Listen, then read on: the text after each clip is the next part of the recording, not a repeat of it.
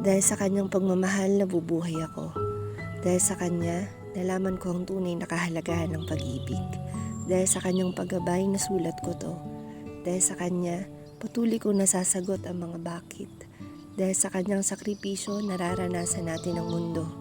Dahil sa kanya, mas pinapahalagan ko kung anong meron ako. Dahil sa kanyang pagpapatawad, nanliliit ako sa sarili ko. Dahil sa kanya, napapangiti ako sa dami ng kaya pala. Dahil sa kanyang mga salita, nagigising aking diwa. Dahil sa kanya, alam kong di ko kakayanin kung wala siya. Musmus pa lamang ako nung makilala ko siya. Noong una, ako'y nabalot ng pagtataka kasi kung isusuko mo raw lahat sa kanya, iba ang mararamdaman mong saya. Na kung taus-puso mo siyang tatanggapin, wala ka ng ibang hahanapin pa. Hindi palaging madali pero magaan kasi kasama mo siya. Hindi ko na nga matandaan kung kailan ako natutong magdasal, pero salamat at natuto ako ng ganong asal.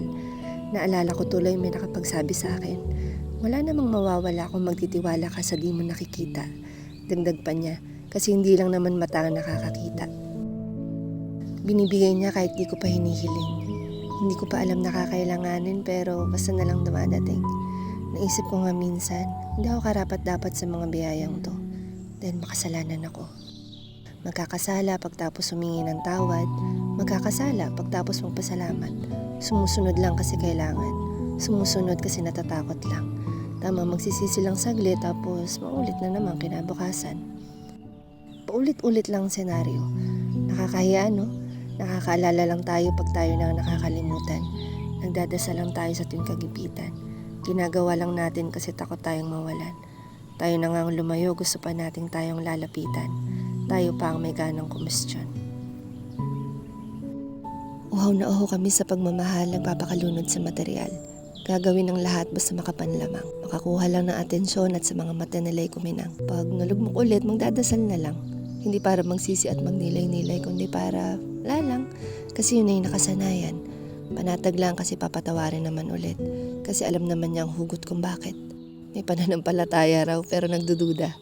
Nagsisimba pero labas sa kabilang tenga. Hindi kami nakikinig kahit nakakaramdam na. Kasi yung gusto naming marinig sa kanya ay taliwas pala. Sa kagustuhan naming maging bida-bida, nakakalimutan na siya. Hanggang sa nagkanda, ligaw-ligaw na. Kasi nasa amin nga ang manibela, pero nasa kanya nga pala ang mapa.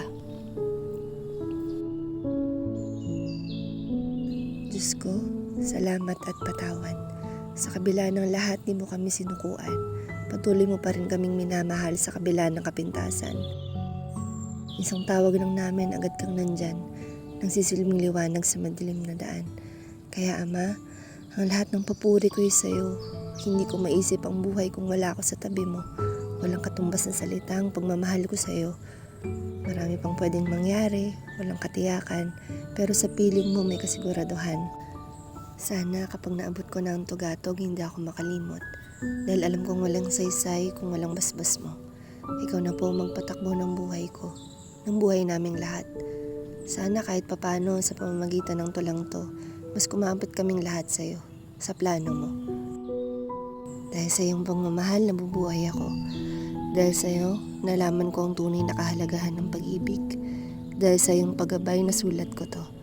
Dahil sa iyo, patuloy ko nasasagot ang mga bakit. Dahil sa iyong sakripisyo, nararanasan namin ang mundo.